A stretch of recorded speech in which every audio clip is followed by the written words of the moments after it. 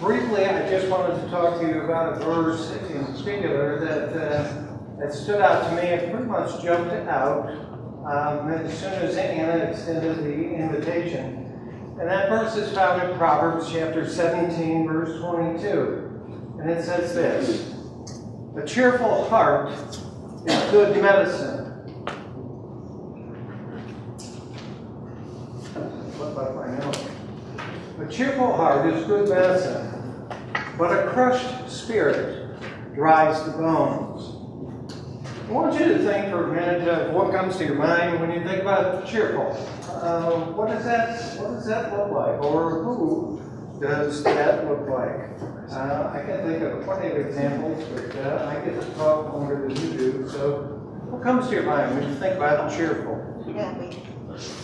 Happy. Happy. Yes. Can you think of somebody, and you don't have to name them, but is there somebody who comes to mind? When you think about happy. Okay. Any other thoughts? Cheerful. Okay. Joey Reynolds.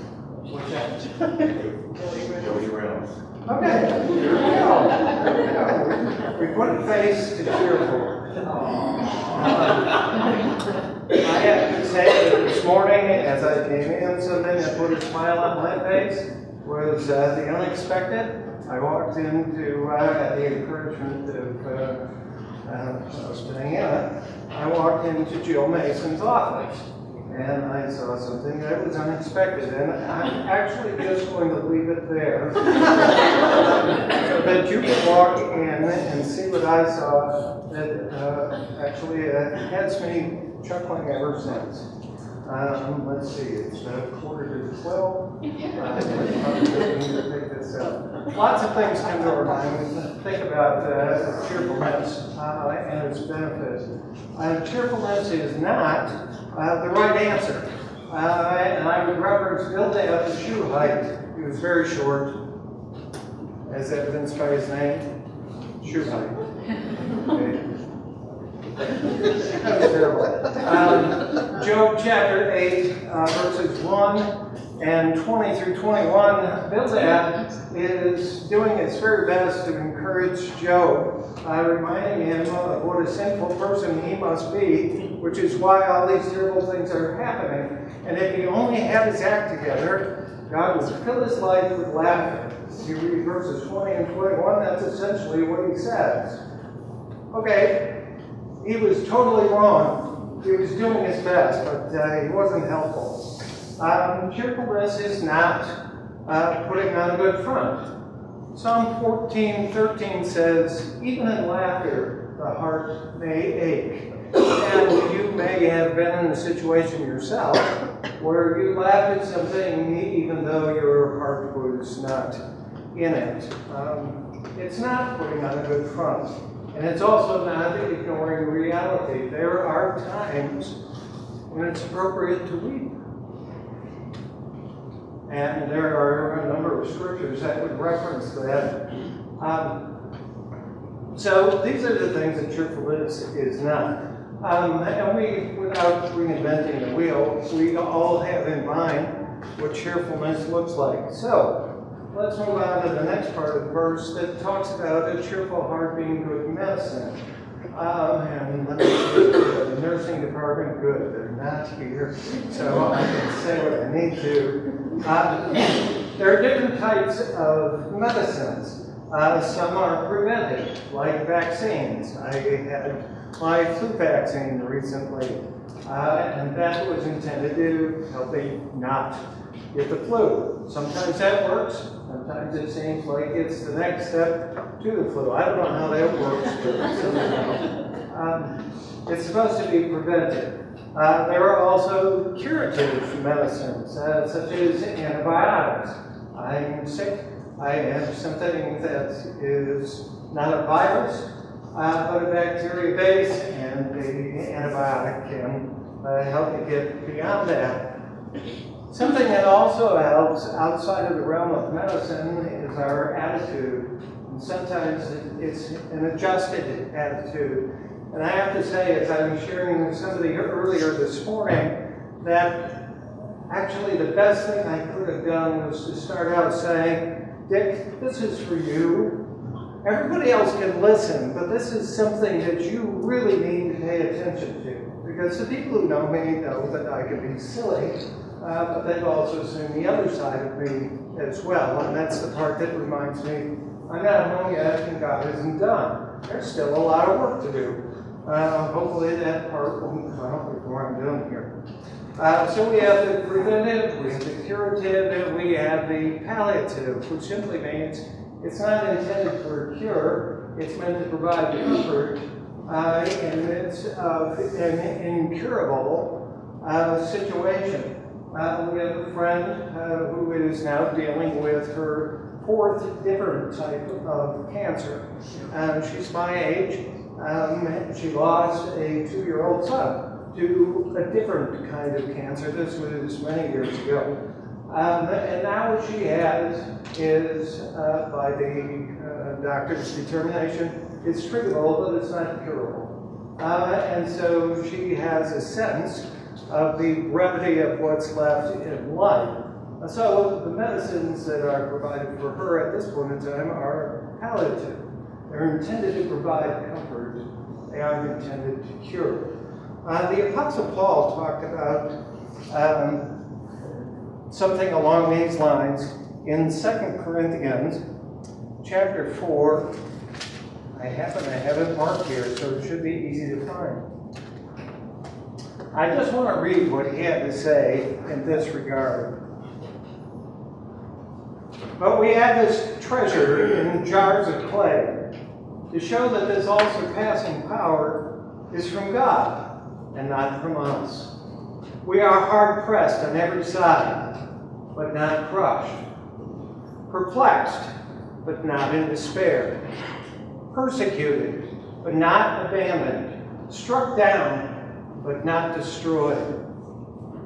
We always carry around in our body the death of Jesus, so that the life of Jesus may also be revealed in our body. We who are alive are always being given over to death for Jesus' sake, so that his life may be revealed in our mortal life. So then, death is at work in us, but life is at work in you. Therefore, I'm going to skip to verse 16. Therefore, we do not lose heart. Though outwardly we are wasting away, yet inwardly we are being renewed day by day. For our light and momentary troubles, Paul is not making light of trouble. Paul went through his own. If we recount what he went through to get to this point, we know that he's not just simply making light of life. But in comparison to what's next, which is what he gets to, and I'll let him speak. For our light and momentary troubles are achieving for us an eternal glory that far outweighs them. So we fix our eyes not on what is seen, but what is unseen. For what is seen is temporary, but what is unseen is eternal. And that, Dick, is something that you need to remember, no matter who else is listening, no matter who else has their hand raised at this point in time. I won't take the time to go through this song, but I don't doubt that everybody in this room has sung it at least one time. Day by day, and with each passing moment, strength I find to meet my trials here. That's exactly what Paul was talking about in the scripture that we just read. I'll let you look this up. I hope that you take the time to meditate on that particular scripture. I have 4 things left to say, and it's not quite noon. 4 suggestions for cultivating a cheerful heart. First, cultivate a healthy sense of humor. I think of my dad when that comes to mind. He wasn't an obvious jokester, but he had a love for life, and my mom did too. But Dad, he did some unexpected, silly things that were, they helped us celebrate the moment. I think too of my wife, who has helped me learn to laugh at the things that are laughable. For instance, if I spilled it. I think about this, there are several examples of this. When the kids were young, they're all now grown, I have grandchildren. How does that happen? At times when things would happen at the dinner table, something got spilled. I'm the dad, I'm going to roar, because that's what dads do. I was irritated, and she would laugh. She would laugh, and sometimes they would irritate me even more, because this is not a laughable moment. Over time, I was helped to realize what a blessing she is in my life to help me find the humor in the things that really are humorous and the change that that can make at the dinner table, because the kids aren't sitting there waiting for dad to turn into a tiger. Okay? Yes, we clean it up, and they would do that. There's a consequence to the action. But they would help to do that anyway. I thank the Lord for my dad and for my wife in these particular moments. The second point is to cultivate an appreciation for the moment. I ask Gary Mason on a regular basis if he happened to see the sunrise in the morning. Because I happen to love sunrises, but the time of day that I get here gets dark, except for we're in the middle of summer, when I might just be seeing the sunrise at that point in time. So I asked Gary, and I enjoy it through his eyes, an appreciation of the moment, the child's laugh, whatever it is that brings you cheer. Cultivate a healthy perspective of the bigger picture. I wish I had time to pursue this more, but I think of my grandson, who has a condition known as Louisiana-Merzbacher disorder, which is similar to multiple sclerosis, except his body isn't degenerating. He just didn't have it to start with in the first place. So he'll be 5 at the end of the month, but he has pretty much the capacity of about a 2-month-old. He's not going to run and jump in this life, but there's going to be a day when he's going to run and jump and fly and sing. And that's holding on.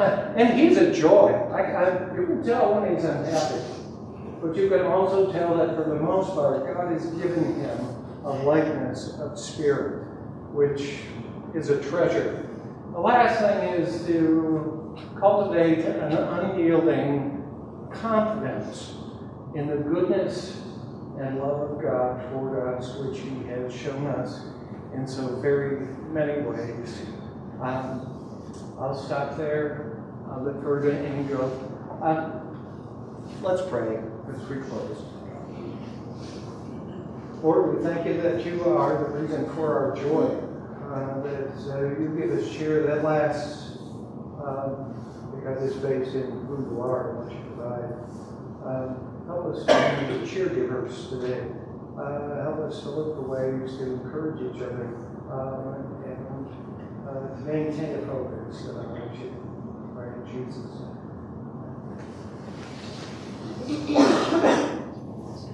Thank you, Dick, for sharing and reminding us to what it's like to have a cheerful heart and be cheerful. Angel will come up in just a little bit, but first, we're going to do something fun. So hopefully, it may stress you out, but this is the day for it, because Angel's here, so I'm going to give you some tips on how to manage that. So I want you all to get up. And if you still have food, take it with you. I want you to switch tables, because a lot of times we sit with people we know. So go sit with someone different, please. Oh, wait, okay. Let me give you the rest of the instructions. Once you get there, you can share what you're thankful for. Since we're in November now and Thanksgiving is coming up soon, share what you're thankful for. All right. Angel really doesn't need an introduction, but in case you haven't met her, she is an affiliate professor here at Spring Arbor. She's beloved by our students, our staff, and faculty. She's also the director at Campus Counseling of the church. She's a licensed counselor. much. So that's why I asked her to come and help us relieve stress. The holidays are coming. And mid-semester stress is already up. So, Angel, thank you so much for coming.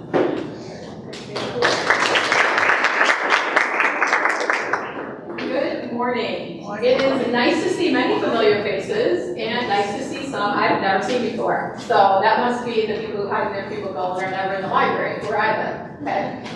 As Anna said, I am a licensed professional counselor, which is something that I love doing. But my favorite role right now, I mean, I love being a wife, right? We know that, and a mom and all that good stuff. But I have a 5-month-old grandson, and oh my word, he is adorable. His picture last night in his little dog outfit, for Halloween, my son's holding him up behind him, he's trying to hide, and it's so, did anyone see it? You saw, thanks, Katie, okay. If not, my daughter-in-law loves to be friends with everyone on Facebook, so Kate Kona, you can look it up. Okay. So today, I just want you to know that I had coffee, and I haven't been drinking coffee lately. And my husband said when I drink coffee, I talk really fast, and I already talk fast. So just if this is stressing you out, I'll try to slow down. Just say breathe. Okay, that's how I do this. Okay. So I wanted to just compile a list of some things, and I want this to kind of be a working document for you. If you would like a pretty one like this, I emailed it to Anna, and this is my color copy. So color copies are expensive, so you got the color paper copy. But if you would like one of these to print out to have on your desk, just email Anna and she'll forward it on to you. My hope is that you will maybe even take out a pen and work on this with me, and maybe add some things, or write in something, or underline or star something that you're like, I need to apply this. So this is not just meant to be pretty, it's meant to be practical, okay? And my hope is that you won't do all 20 of these because that will stress you out. But my hope is that you'll grab a couple and you'll say, yeah, I need to incorporate that into my life. I really appreciated Dick's comments. They led perfectly into what I'm going to talk about today. Because truly, one of the best ways that we can encounter stress, which we are all going to have, you can never avoid stress, right? The best way to encounter stress is with the right perspective. And if we look at all of life through a cheerful heart, through a grateful attitude, through understanding that God ordained what is going on in our day, unless we chose something that He did, then we will have the right perspective. We're all going to have stress. A certain amount of stress is good, okay? Nobody gets to lay on the beach all day and have zero stress. And if you lay on the beach all day, then you start stressing out about sunburn and sandburn and all those other things, right? Stress is going to be a part of your life. So we're going to talk about how to reduce it so that it's a livable amount of stress. Can I give you one of my pet peeves real quick? I really don't like the terms anger management or stress management, okay? I mean, with anger, we don't want to manage it. We want to get rid of it, right? With stress, we don't necessarily want to just manage it, we want to reduce it, so then we can manage it easier, okay? So that was it, I had to get that out, okay? So if you grab your sheet, I didn't necessarily put these in order of importance, except for the first 4 or 5, okay? After the first 4 or 5, I just kind of threw them in there, but I intentionally put the first one on purpose. So there is no better way to reduce stress in your life than to spend time with Jesus in the morning. Amen? Yes.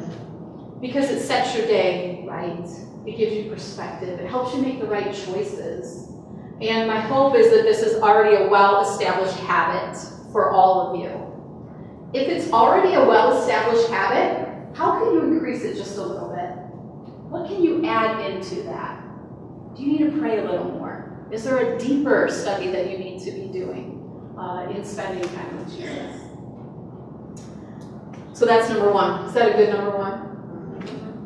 You want to stop there? You guys ready to go back to work? Okay. The second thing is to pray. A few years ago, about 5 years ago, I went through a bout with breast cancer. And I'm so thankful that it's over, okay? I'm cleared by all my doctors. My surgeon wanted to hang on to me one more year. I said, will you please let me go? Everyone else did, okay? And he agreed. I couldn't believe it, okay? I was praying about it, so that's why it happened. Well, as I was walking through that, I remember Mary Darling, who's my dear friend, said to me, I'm praying breath prayers for you. And I was like, I don't know what you mean. So I looked them up. Thankfully, now that I'm in the Master's of Spiritual Formation, I'm glad I know what they are, right? Otherwise, feel unintelligent, that would stress me out.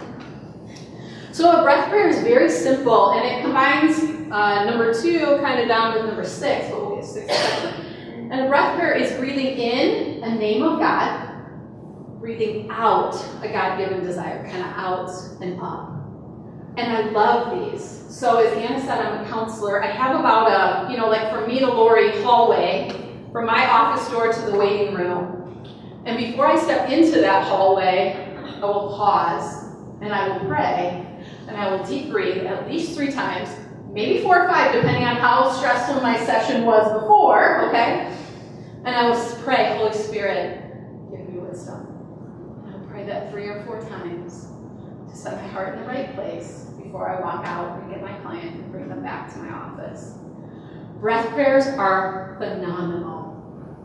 I hope that you will create some that you pray regularly, and then you will just have some that spontaneously happen. But when you know you're going into a meeting, maybe you know it's going to be a hard meeting, and you can just offer a quick prayer to the Lord. I try to do this while I walk into Core 100, okay? Because my freshmen have not learned the fine art of shutting up, okay? I'm like, you guys, every time there's a crack of silence doesn't mean you're supposed to fill it, But we're getting there, we're getting there. That might be my highest stress time of the week, but okay. I'm going to move a little faster after I get through number 5, so don't stress out looking at your watch, okay? Number 3 is sleep. I've done quite a bit of research on sleep, the benefits of it, what happens when you don't get it, the fact that you really can't catch up on it on the weekends, that it needs to be consistent and regular. And if you can set your schedule in such a way that you go to bed at the same time and wake up at the same time every morning, you will wake up consistently before your alarm goes off, and you will feel well rested. I have a couple other things that will kind of tie in with sleep later on the list. But this one is so important. It's so important. And you know what it feels like when you're sleep deprived. It's hard to be cheerful. It's hard to look at your colleagues and not want to rip their hair out. You know what I'm saying? It's just hard. Sleep is crucial to your well-being. And I hope it's something that you really focus on. It's a little harder when the World Series is going on and you're a Cubs fan. Okay? It's a little harder to go to bed when you want to go to bed. Amen. But it's okay, because the Pride was tonight and then they'll be over. Okay. I'm not going to stress out about it. I've been waiting 108 years. Well, they have. I haven't. I'm not that old. Number 4 is to eat well. To eat well. And, I don't know what to tell you except that it's important. It's important in every facet of your life. And these are the top 12 foods I found for reducing stress. All right? So feel free. Eat salmon. You guys, ladies, dark chocolate on the list, okay? Like it should be a daily thing that you consume, right? Dark chocolate. You should have some in your bag at all times. And you see the rest of the list there. And if you focus on eating just a couple of these a day, I think you would notice a difference with your sleep. Also, probably cutting out sugar and all that good stuff will help as well. But number 5, exercise at least 150 minutes per week. Okay, so that's 5 days a week, 30 minutes. That's pretty doable. If you don't like to exercise 5 times a week, you're like, I don't like to sweat that often, then you could do 3 times a week for 50 minutes. This is attainable, okay? And it's just good for us. We no longer live in the cave age when you just ran after everything, okay? We sit at desks, right? You guys do.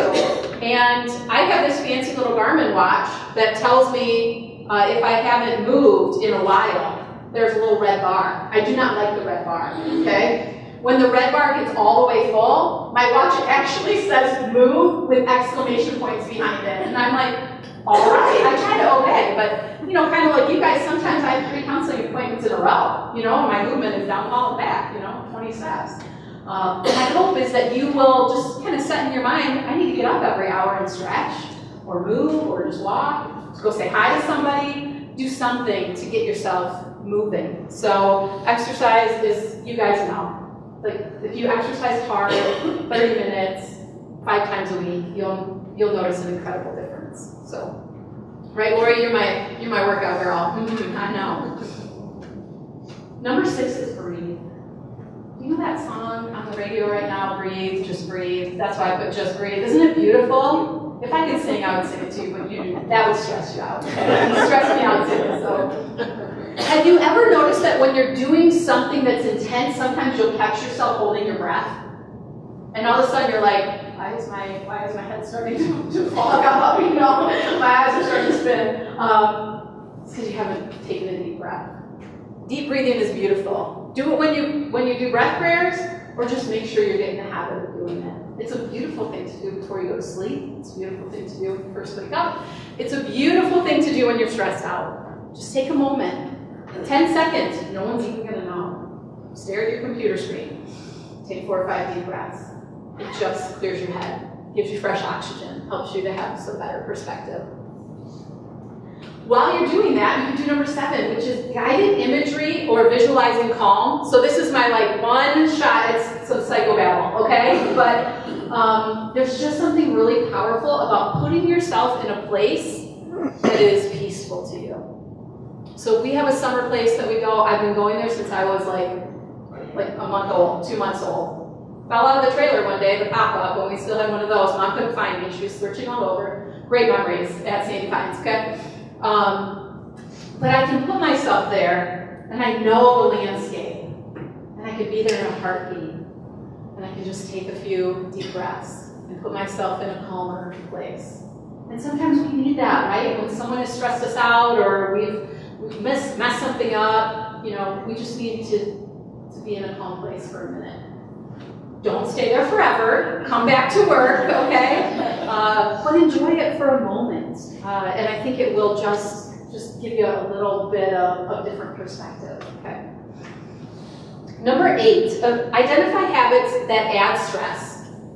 So sometimes we take things on that are not ours to take on. And I wish I had more time to talk about this, but I'm going to hit it quick, and then you go investigate it for yourself, right? So Galatians 6 starts out by saying, if anyone is caught in any sin, you who are spiritual should restore them gently. But watch out, lest you be tempted, carry one another's burdens. Okay.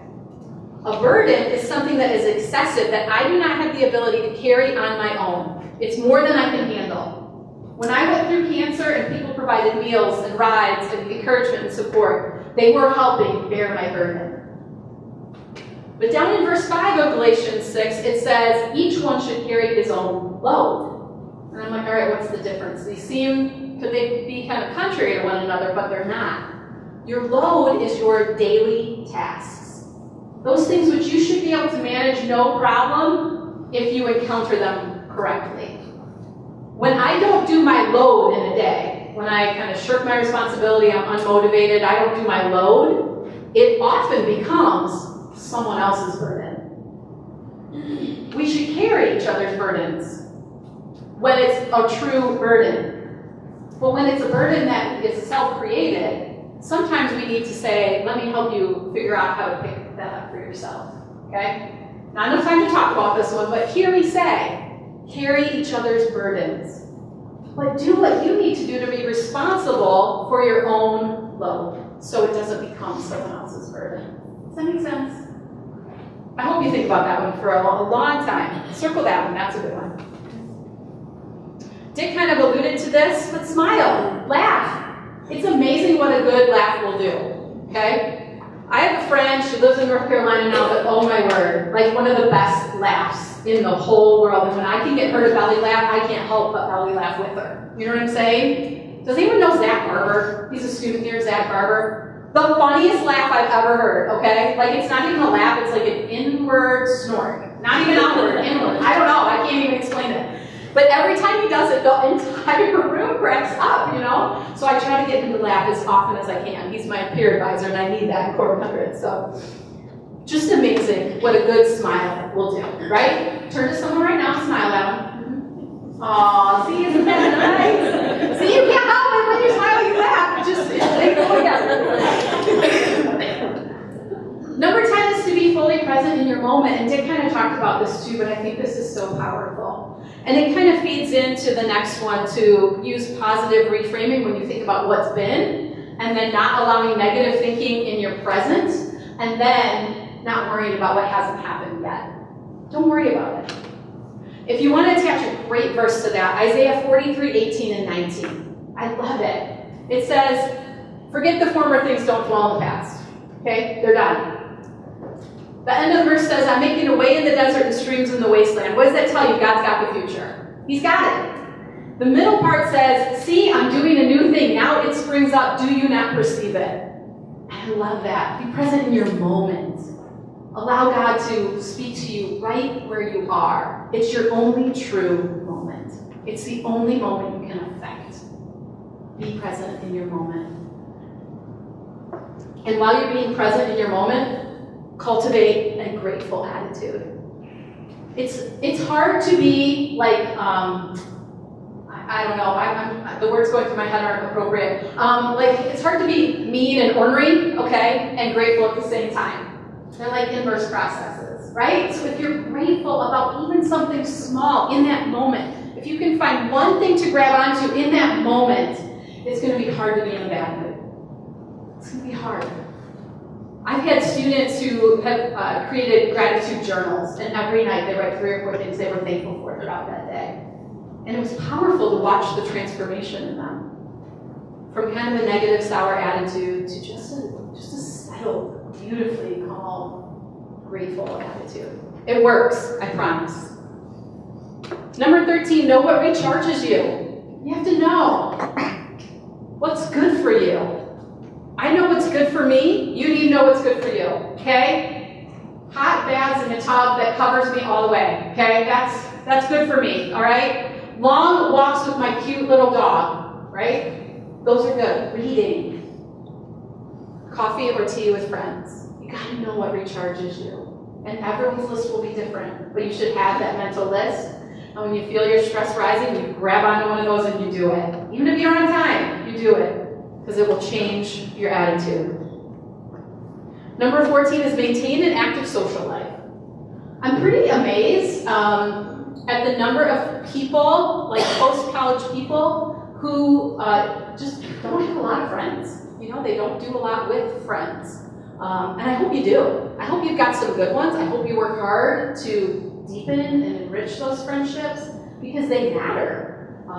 When you get into hard, stressful spots and you can call one of your best friends and say, hey, I need you to pray for me today, and they can know what's going on in your life. You don't have to give them like the play-by-play, you know?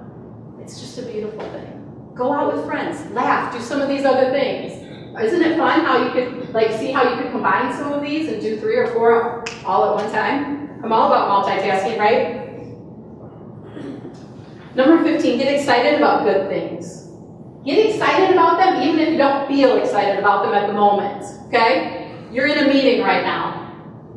Get excited about good things because you're not sitting at your desk right now, right? You're with all these lovely people in the room, we're having fun, we're laughing, we're smiling, we have fruit, okay? Get excited about the good things. Get excited about life. I love to bounce through life. I love to bounce through life in such a way that if I encounter someone in my day, they start bouncing, okay? I call it the Tigger effect, okay? That's just my secret code name, okay? But I mean it. I love to encounter someone and leave them in a better place than when I encountered them, because I'm just spilling over with joy.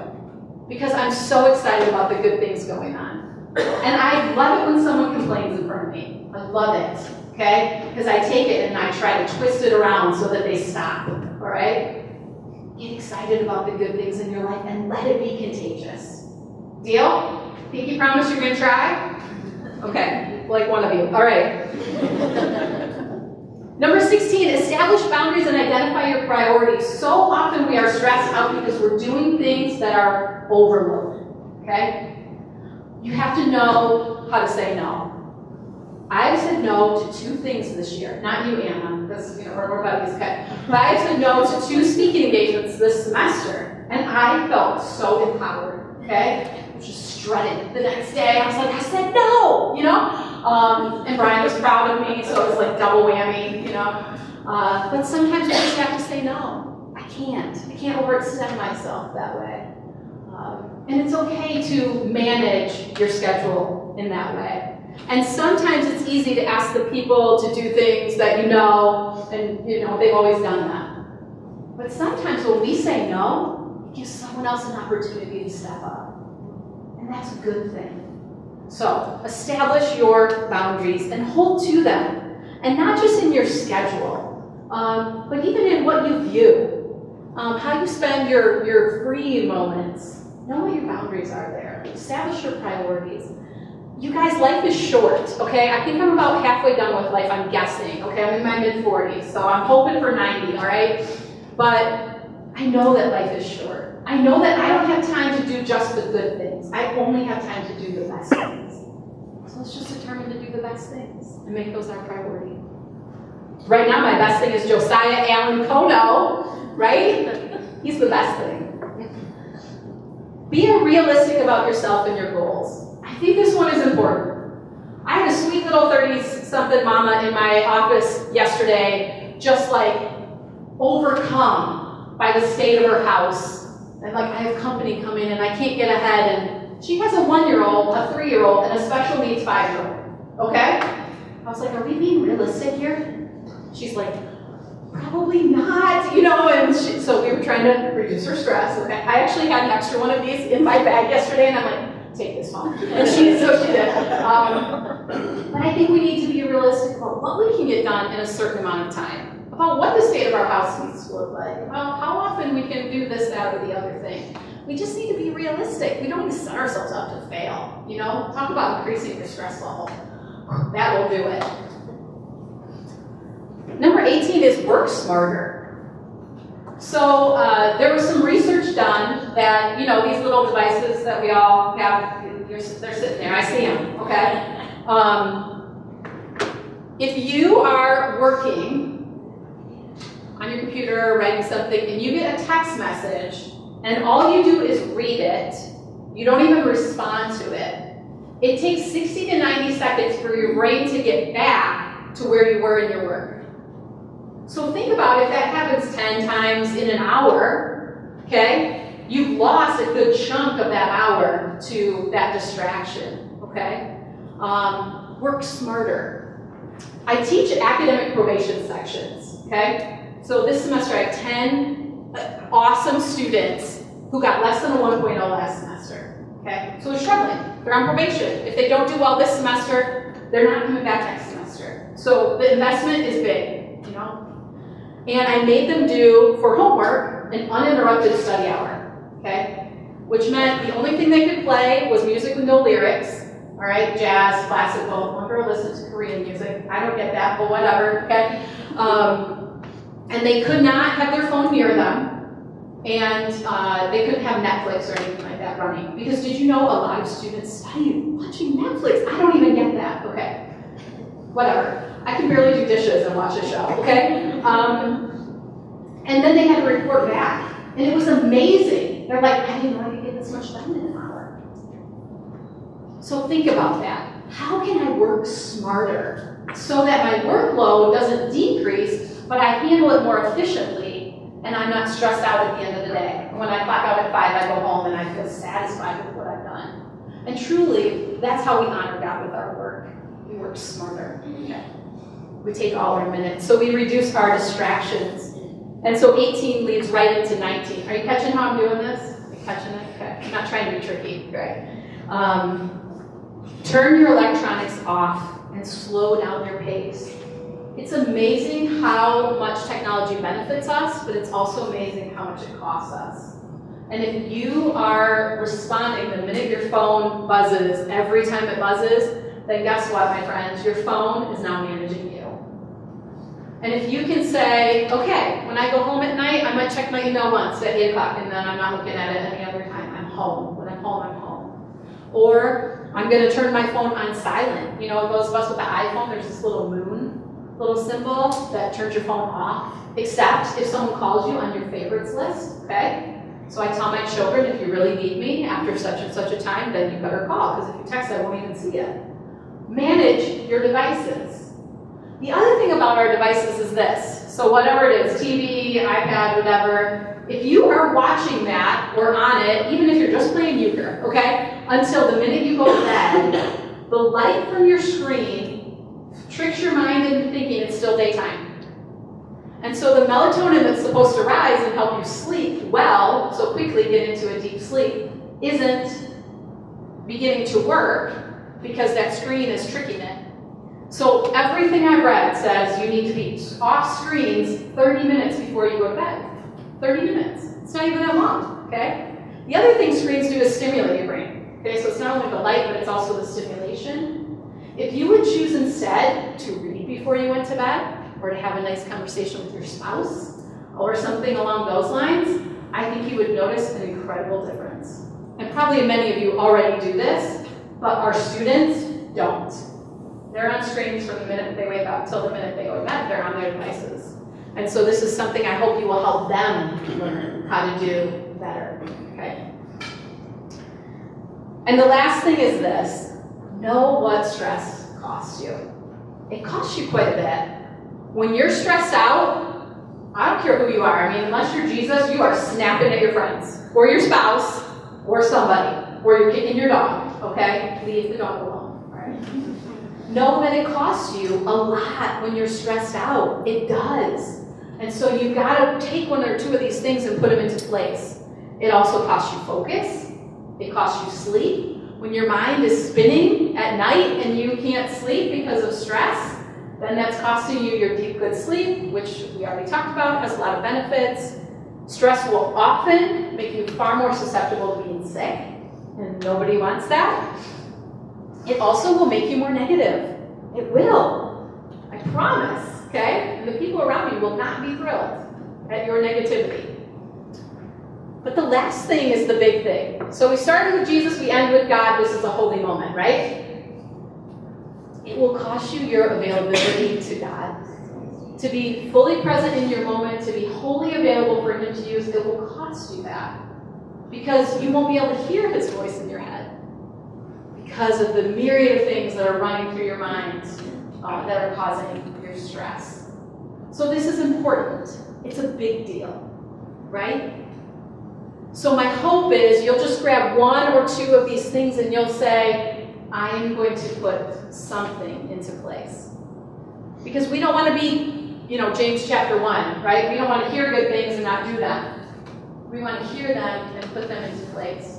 So everyone will choose something different, some combination of things, but choose something. Because your relationships matter, your work matters, you matter. And so stress needs to be reduced. Never eliminated, but reduced. And my prayer is that as you put these things into place now, then the craziness that's coming, and you know what I'm talking about, right? And the semester, holidays, all that good stuff, that you will encounter it differently this year than you ever have before. And there's great value in preparing for seasons of life. So please, take any one of these and put them into practice. It's been my pleasure to be with you today. My guess is Anna's got something to say to you. Isn't she just the most adorable pregnant person you've ever seen? Okay. We can't wait for that baby girl to come out. So anyway, thank you.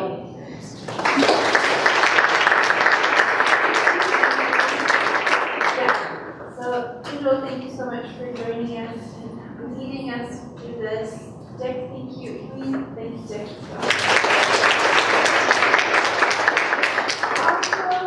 Snacks provided by Tom and Katie and Carolyn and is Carrie still?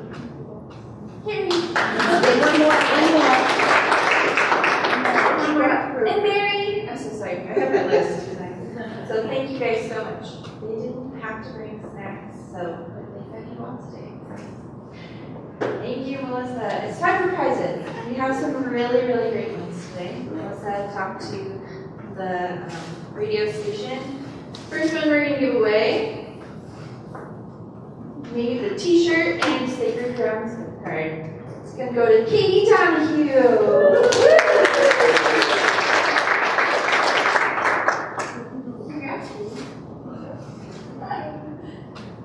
Next one looks like a CD and it's a McDonald's months. Awesome.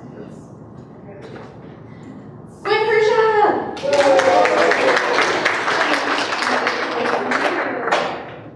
And I already pulled this out. Amanda Colbert.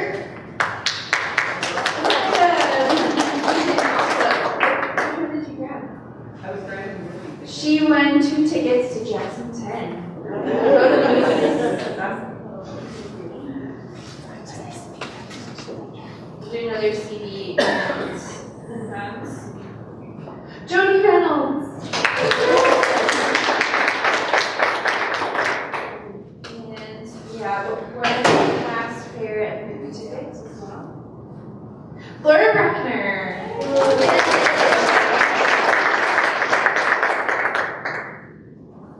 Just a couple more announcements before you guys go. But there's our last SAPA meeting is a Christmas party this semester. So it's a buck lunch.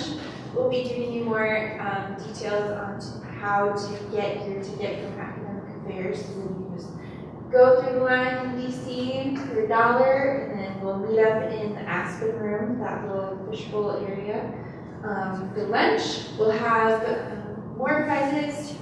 It'll be festive, it'll be fun, and also this little green slip, as SAPA president, I feel like I can do some things just because I want to. So we're going to do a cookie exchange. So for all of you who love to bake, if you want to sign up and bring some snacks, and then even if you don't bring snacks, there will be plates where you guys can take some conglomeration of snacks home or take back to the office. So we're going to do that. So sign up and bring something. Contribute. But thank you guys all so much for coming. I hope you have a great rest of your day.